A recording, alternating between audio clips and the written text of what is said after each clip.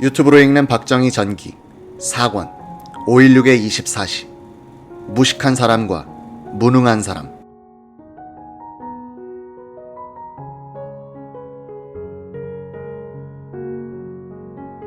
AP통신은 6월 1일 혁명정부가 오는 8월 15일을 전후하여 정권을 민관 과도정부에 이양하는 것을 검토 중이다고 보도해 박정희 김종필을 중심으로 한 혁명 주체들을 흥분시켰다. 다음날 최고회의 대변인인 원충현 보도국장은 이 외신 보도를 부인하는 성명을 발표했다. 정권 이양은 사회 각 분야의 개혁이 성공적으로 단행돼 북괴의 경제력을 압도할 수 있는 기반이 마련된 후가 될 것이다. 심흥선 공보부장도 기자들에게 현 내각이 바로 과도정부라면서 민간인으로 구성되는 또 다른 과도정부를 구성할 필요가 없다고 말했다. 이날 오후 윤보선 대통령은 원래 기자회견에서 정권 이양이란 상당히 민감한 분야에 대해서 언급했다. 그는 우선 조속한 기간 내에 정권을 민간정부에 이양할 것을 희망한다고 했다. 정부 형태는 대통령 중심제가 적절하지 않을까 생각한다면서 프랑스 드골 헌법을 참고로 해볼 만하며 양당제로 나가는 것이 좋겠다는 견해를 피력했다. 윤 대통령은 또 질서를 회복하고 사회 악을 전광석화와 같이 제거하는 것을 국민들이 쌍수를 들어 지지하는 줄 믿는다면서 군정기간에 공산당을 깨끗이 청소해 주어야겠다고 주문했다. 윤 대통령은 군사혁명에 대해서 올 것이 온 것이다라고 말하고 이렇게 덧붙였다. 다른 사람들이면 10년 걸릴 일들을 10일 동안에 해놓으니 찬양하지 않을 수 없습니다. 혁명정부는 윤 대통령의 기자회견에 대한 불만을 이를 보도한 기자들을 잡아넣는 식으로 표현했다. 회견 다음날 수사당국은 조속한 정권 이양 필요란 제목으로 보도한 동아일보의 김영상 편집국장, 정경부, 이만섭 기자가 연행돼 갔다. 6일에는 직접 취재를 했던 이진희 기자가, 7일에는 조용중 차장이 연행됐다. 이는 정권을 장기간 장악하여 국가 개조를 하겠다고 나선 혁명파 장교들이 조기 정부 이양을 요구하는 윤 대통령과 이에 동조하는 장도영 최고회의 의장에 경고하려는 뜻을 내비친 것이다. 37살의 김종필 중령이 중앙정보부 부장으로 언론 앞에 공식적으로 등장한 것은 6월 5일 오후였다.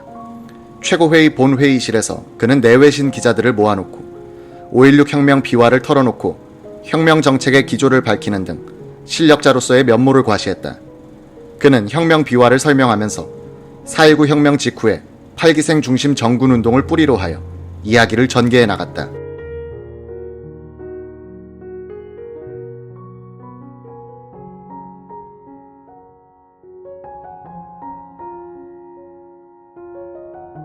그는 박정희 장도영 장군은 올해 3월에 가담했다고 하는가 하면 특히 장도영 총장은 정보가 누설될 때마다 잘 커버해 주었다고 했다.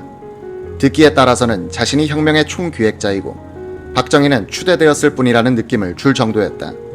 김 부장은 또 혁명 공약, 초기의 포고령, 국가재건 최고회의라는 명칭은 내가 기초하여 박정희 장군의 수정을 받은 것이라고 말하고 혁명을 구상함에 있어서는 사상계를 많이 참고했다고 했다.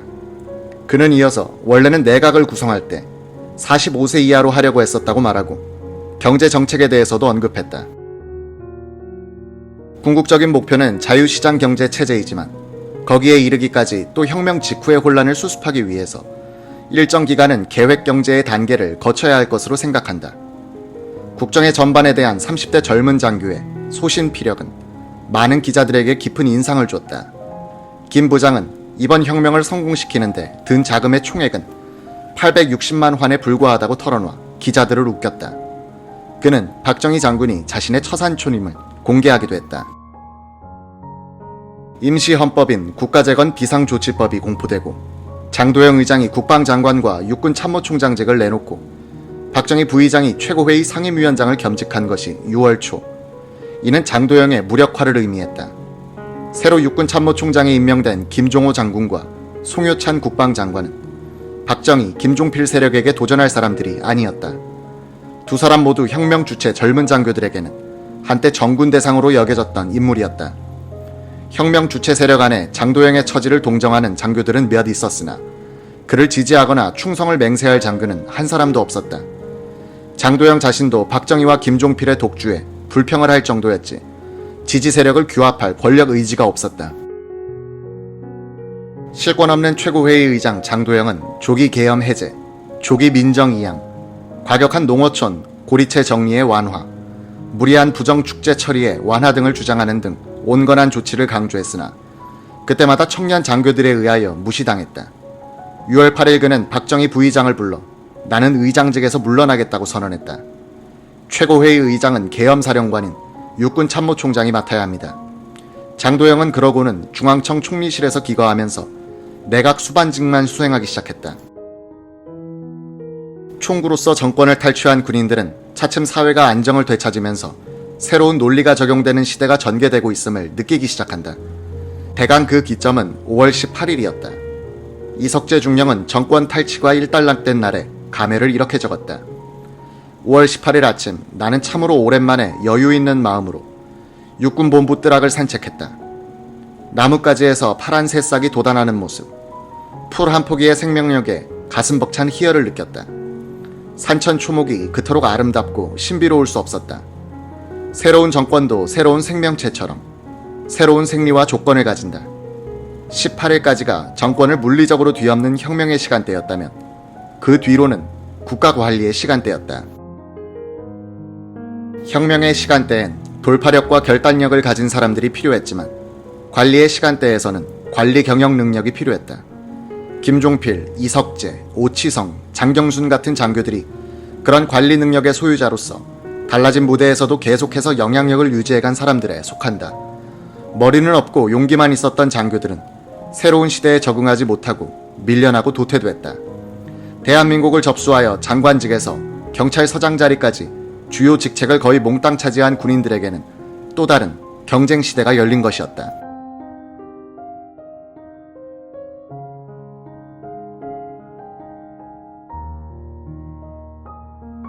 육본 작전교육처장 장경순 준장은 전북 김제 출신인데 별명이 농림부 장관이었다. 평소에도 농촌 이야기를 많이 했기 때문에 그런 별명이 붙은 것이었다. 이 별명 때문에 그는 혁명정부의 초대 농림부 장관이 된다. 혁명 내각의 장관들을 뽑는 인사중심 역할을 한 사람은 오치성 대령이었다. 오 대령은 농림부 장관 장경순을 진짜 농림부 장관으로 천거했던 것이다. 장경순은 박정희에게 인사차 가서 이렇게 물었다. 각하, 제가 농림부 장관이죠. 그럼 당신이 농림부 장관이 아니면 누가 장관이요? 그러면 하루라도 소신껏 하겠습니다. 그렇게 하시오. 장 장관은 농림부 전 직원들을 집합시킨 뒤 이렇게 말했다고 한다. 나는 이 시각 이전의 문제는 일체 불문에 붙이기로 하였습니다. 내 전임자는 여러분들을 지금 그 자리가 최적의 자리라고 생각하고 임명했을 것입니다. 처음 부임한 내가 아무것도 모르고 인사이동을 시키지는 않을 것입니다. 아무쪼록 소신대로 일해 주십시오. 나하고 근무할 수 없는 사람은 딱 두 종류뿐입니다. 첫째는 무식한 사람입니다. 자기 할 일도 제대로 처리하지 못하면서 남의 일에 간섭하는 사람이 바로 무식한 사람입니다. 앞으로 자기가 맡은 일 이외에 대해서는 나에게 이야기하지 마시오. 남의 이야기를 나에게 하는 사람은 내가 즉각 해임시키겠습니다. 둘째는 무능한 사람입니다. 자기 맡은 일도 못하는 사람을 말합니다. 무식하고 무능한 사람은 나와 함께 일할 수 없습니다. 농림부는 너무나 할 일이 많습니다. 오늘부터는 토요일도 일요일도 없습니다. 과거를 불문에 붙이겠다고 하니 약점이 많은 공무원들은 안심하고 죽자사자 일을 했다는 것이다. 장경수는 박정희 부의장에게 이런 보고를 올렸다. 우선 농어촌 고리채를 정리해줘야겠습니다. 또 하나는 묘지 문제입니다. 논이고 밭이고 간에 묘지천지입니다. 이래 갖고는 농사가 안 됩니다. 묘지도 이 기회에 정리해야겠습니다. 고리채 정리는 옳은 일이지만 묘지 이야기는 잘못 꺼냈다가는 혁명 정부가 견딜 수 없을 거요. 나도 생각해보지 않은 것은 아니지만 그 문제는 차후에 의논합시다.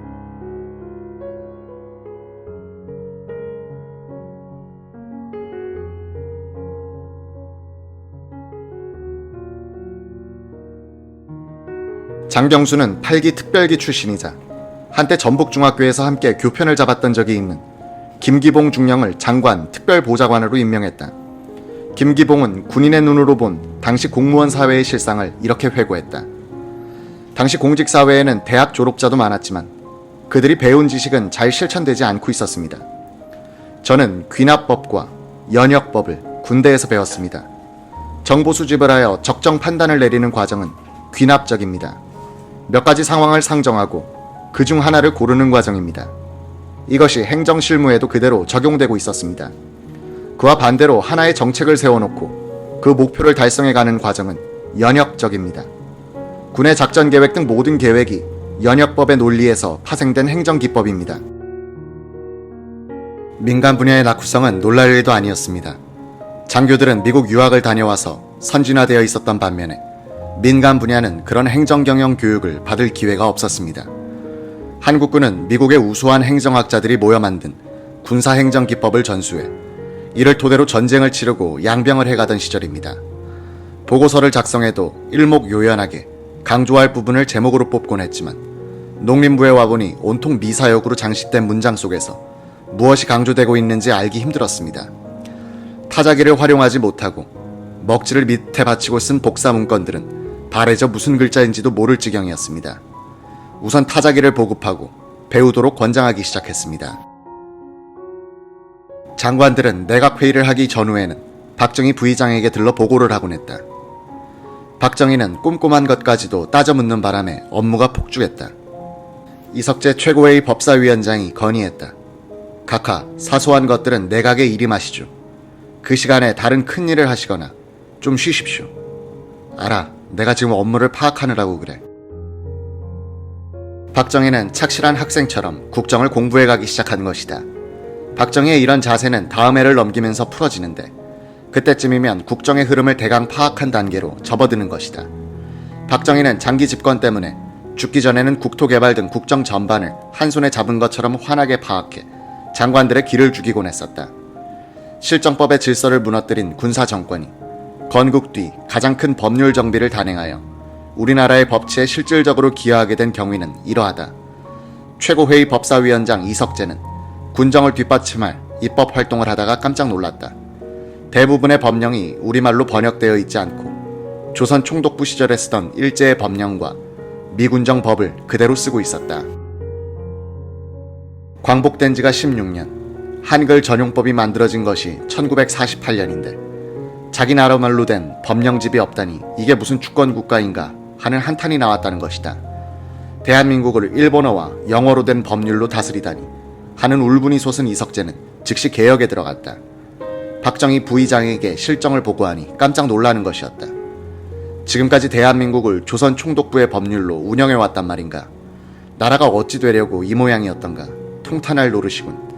도대체 국회의원과 정치가와 공무원들은 뭘 했기에 법사위원장은 이 일을 어떻게 해결했으면 하오. 때늦은 감이 있습니다만 지금부터라도 모든 역량을 집중해서 명실상부한 대한민국의 법령체계를 세워야 한다고 봅니다. 작업이 방대할 텐데 무슨 수로 짧은 기간에 그 많은 법률을 고치고 제정할 수 있겠소. 각하, 지금은 혁명 상황입니다. 대한민국 통치의 근간이 되는 법률체계를 제가 한번 만들어 보겠습니다. 법령 번역 작업과 병행하여 우리 실정에 맞지 않는 일본 법령을 폐기시키고 필요한 법령을 새로 만들었다. 이를 위해 각 부처에 법무실 제도를 신설했다. 이석재는 장교 시절 제대한 뒤 고시를 치려고 법률 공부를 해두었는데 그것이 이런 일대 개혁 조치로 연결된 것이다.